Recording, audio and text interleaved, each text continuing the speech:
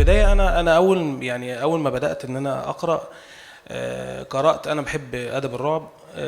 قرأت كتب مترجمة. فطبعا للأسف الروايات المترجمة تحس إن أنت فجأة كده، يعني السطر ماشي، فجأة تحس إن هو انتقل لحتة تانية، أنت مش عارف أنت بقيت فين ولا رحت فين ولا جيت منين. ف ما كانتش بتلبي كل الرغبات. أول ما عرفت بدكتور أحمد خالد توفيق كانت رواية أول عدد من ما وراء الطبيعة، كان أسطورة مصاص الدماء والرجل الذئب.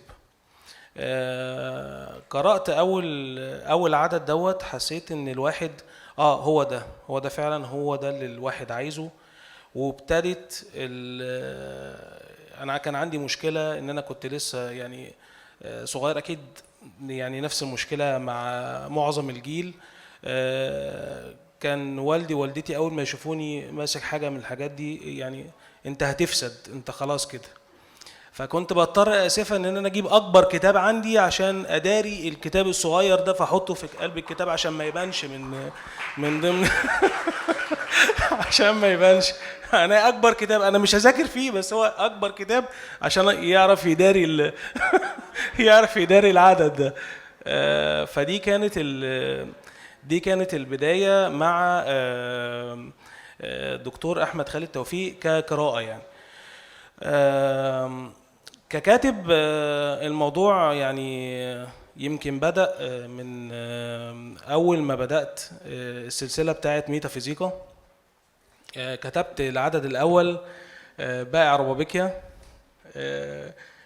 رحت المؤسسة، كان أستاذ خالد موجود.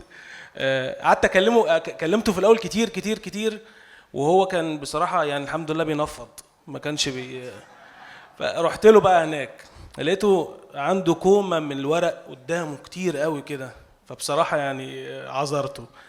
اديته القصة وروحت، قال لي شهر كده وهنرد عليك. بالظبط كده والله. بعديها قعد قلب شوية، بعد كده قال لي يا اسبوع كده، يعني 5 ايام 3 ايام بس ساعتها بعديها على طول تاني يوم انا فوجئت يعني بيه، هو شخصيا بيكلمني بيقول لي انا عايز العدد التاني.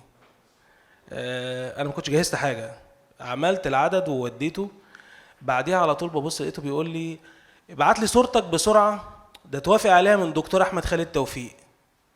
ايه علاقه دكتور احمد خالد توفيق بيا؟ الموضوع طبعا فوجئت ان هو بيقول لي لا، ده هو اصلا هو لجنه القراءه اللي وافقت على السلسله بتاعتك. طبعا انا قلبي كان واقف، انا ما عرفتش اصلا هو الباقي كلام ايه. انا خلاص انا كان قلبي وقف، مش عارف بقى اكمل بصراحه. بعديها على طول فوجئت برقم غريب بيكلمني على التليفون. بفتح ببص لقيته بيقول لي مبروك يا احمد. انت مش عارف مين معاك؟ يا جماعه مش معقول، ده ازاي؟ لا مش انا عارف ان هو، بس خايف اقول يعني اقول له عليه عبيط. فبصيته انت مش عارف مين معاك؟ فبقول له دكتور احمد، يعني دكتور احمد خالد توفيق. فانا من صوتي فقام لي ايه يا احمد، هو انت بتتكلم من ماسوره ولا ايه؟ قلت له انا بجد حقيقي والله، انا يعني والله هو نفس الرياكشن كده. فقلت له اصل انا مش مستغرب حضرتك قال لي انا بتصل عشان اقول لك الف مبروك، انت السلسله بتاعتك انا قلت انها ان شاء الله هتنزل المعرض اللي جاي. الموقف الثاني سريعا، هو انا ما كنتش، انا قعدت فتره طبعا براسل دكتور احمد على الايميل، ما كنتش شفته خالص تقريبا يعني. وهو كان خلاص، هو خد قرار ان هو ما ينزلش القاهره تاني تقريبا خالص في معرض الكتاب.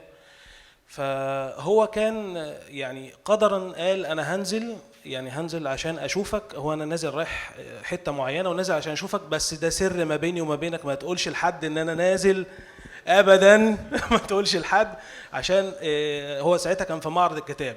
فساعتها كنت حفل التوقيع، يعني هو اليوم ده يوم حفل التوقيع بتاعي، بس انا اقول للدكتور احمد خالد يعني حفل توقيع ايه وبتاعي، يعني بروح اشوف الدكتور احمد خالد. ف ساعتها يعني الدنيا مطرت، انا قلت دكتور احمد مش جاي اكيد، يعني الدنيا مطرت. ففوجئت بيه بصراحه في الميعاد مظبوط، جاي، وكان معانا ساعتها دكتور تامر ابراهيم. انا عرفت قد ايه الراجل ده هو مجامل وراجل بسيط، وبصراحة يعني كل موقف مع دكتور احمد خالد توفيق كان بيربطك بيه اكتر، بيربطك بيه اكتر.